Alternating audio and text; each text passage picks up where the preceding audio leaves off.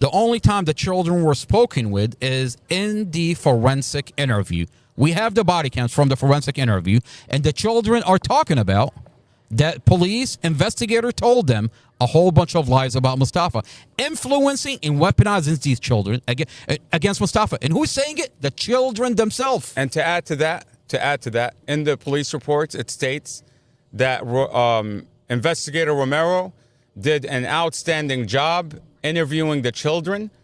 Yeah, and then in another body cam, okay, Romero says to the dad, the children's dad, what's his name? Divine Jones.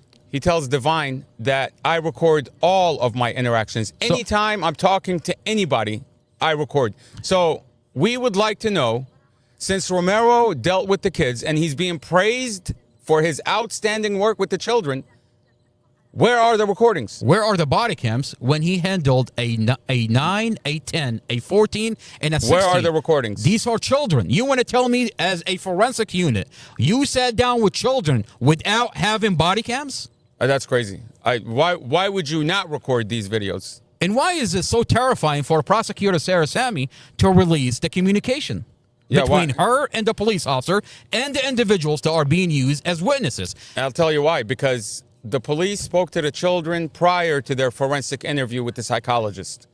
So what did the police do? You have Romero, you have Drum, you have Davis.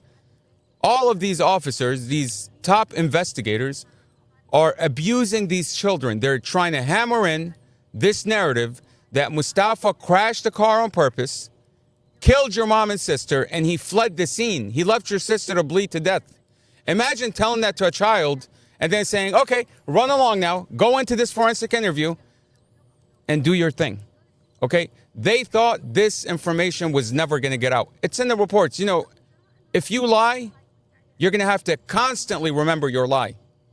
Okay? And in this case, they lied and the narrative keeps changing. Every time you come up with something, the prosecutor changes the narrative. Every time. And I'll tell you, what's in the report is that Romero did an outstanding job with the children. So we want the videos. We're going to get them. Specifically, when the child says, the investigator told me that Mostafa ran away, left my 5-year-old baby sister to bleed to death.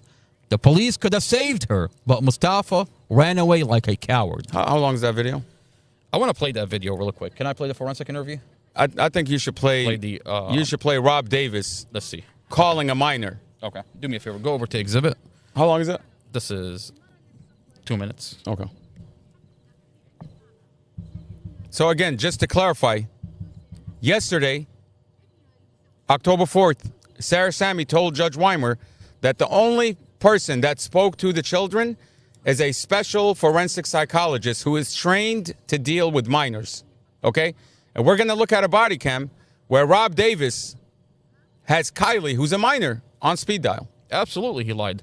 I have to unmute this. Okay. Go ahead. So she had a blue. Go on. So this is Investigator Davis talking to the 16-year-old, who 16-year-old that lives with her dad, doesn't live at the apartment, separated by CPS, is now being brought into this case to talk about that Mostafa abused her mom, abused the kids.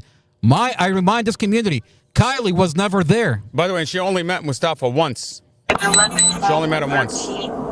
She admit on a recorded line that she went into the apartment. We have a body cam where the ex-boyfriend removed everything from the apartment, including the cameras, and pawned them off. So we're going to play that body cam. So she had a blue.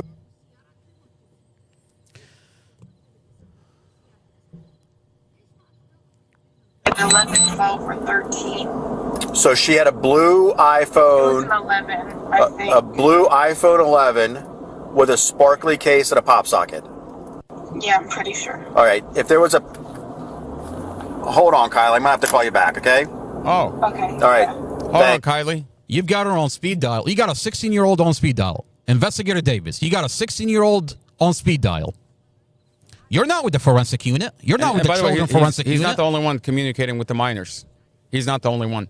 You have Robert Drum's wife, who's in constant communication. Oh, that's right. with the children. Stephanie Claiborne Drum, who doesn't work for the police department, who appears to be on three-way on the body cam. As he's conducting an interview with Mostafa.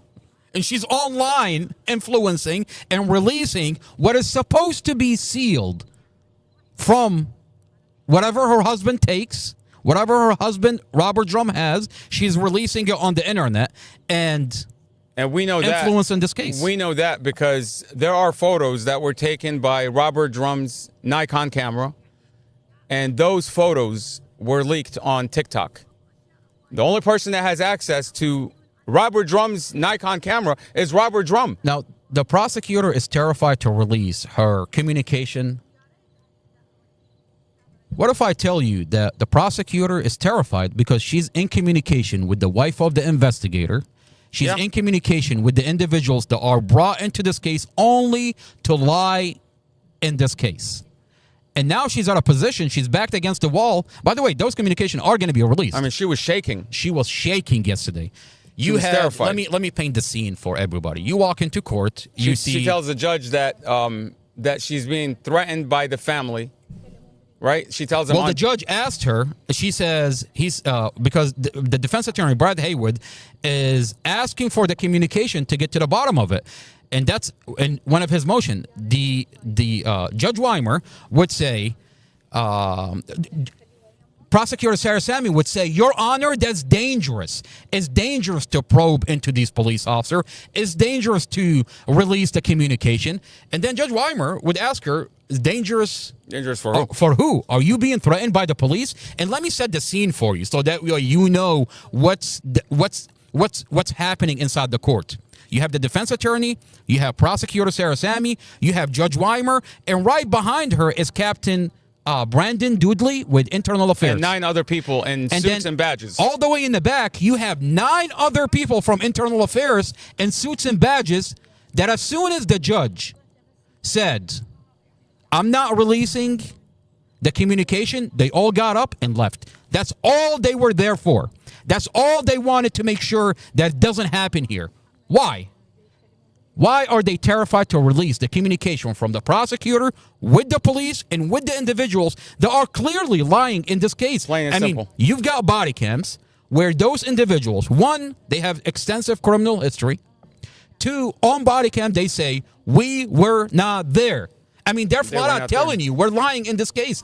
And you have a situation where Commonwealth Amy Ashworth has sealed off this case. You can't verify this information, whether it's Jason Myers, whether it's another delegate. When you probe into this case, Commonwealth Amy Ashworth will tell you. It's sealed. It's sealed. You don't know what I have that I'm building my case, what I'm building my case on. Well, today, this case is no longer sealed. All those body cams are on the internet. And you can verify what Commonwealth Amy Ashworth is building this case on. As a matter of fact, Amy Ashworth's star witness is a pedophile, is a sex offender.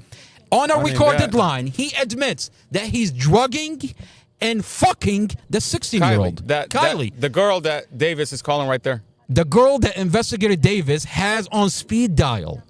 Now, I have that recorded line.